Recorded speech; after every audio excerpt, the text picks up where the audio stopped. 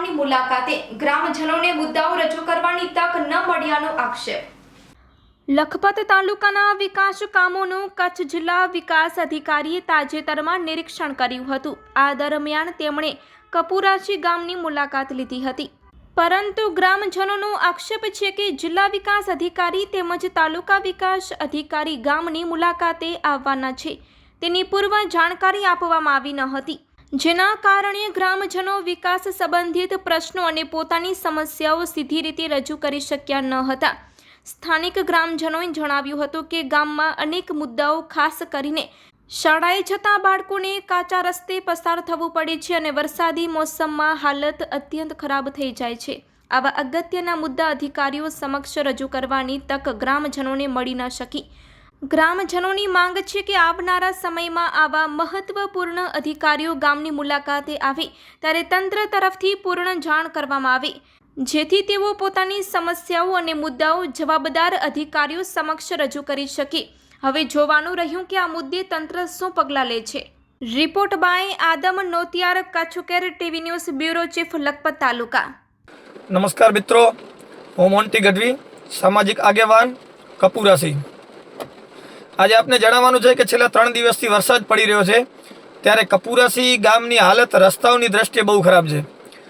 ગામની બગોળે જે મેન કપુરાશી ગામની સ્કૂલનો જે રસ્તો છે તે તમે જે ફોટોમાં જોઈ રહ્યા છો એ પ્રમાણે એ રસ્તામાં છેલ્લે સમજી લો વિદ્યાર્થીઓ સ્કૂલ જઈ શકે એવી પરિસ્થિતિ નથી। વિદ્યાર્થીઓને કાદવ કીચડમાં જઈ અને સ્કૂલે જવું પડે છે, ત્યારે એ રસ્તામાં જતા વિદ્યાર્થીઓ બાળકોમાં બીમારી ફેલાશે એની જવાબદારી કોની?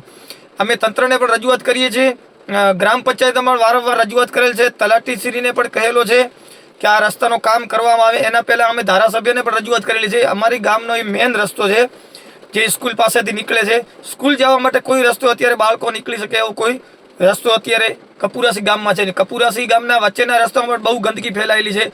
બધા રસ્તો અત્યારે છેલ્લા 3 દિવસથી વરસાદના હિસાબે કાદવ કીચડમાં બ્લોક છે। એના પહેલાં તલાટીને રજૂઆત કરેલી કે વરસાદ આવવાનો છે, વરસાદની સિઝન છે, આ રસ્તાઓનો ગટરનો કામ કરવામાં આવે, પણ એ લોકોએ કોઈ ધ્યાન આપ્યો નથી। એના સિવાય ડીડીઓ સાહેબ, ટીડીઓ સાહેબ ગામની મુલાકાતે આવેલા તો આ લોકોએ કોઈને જાણ કરેલી નહીં, ગ્રામ પંચાયતના સભ્યોને પણ જાણ કરેલી નહીં, કેમ કે એમની રજૂઆત ન કરે એ લોકો એના માટે કોઈને જાણ કરેલી નથી।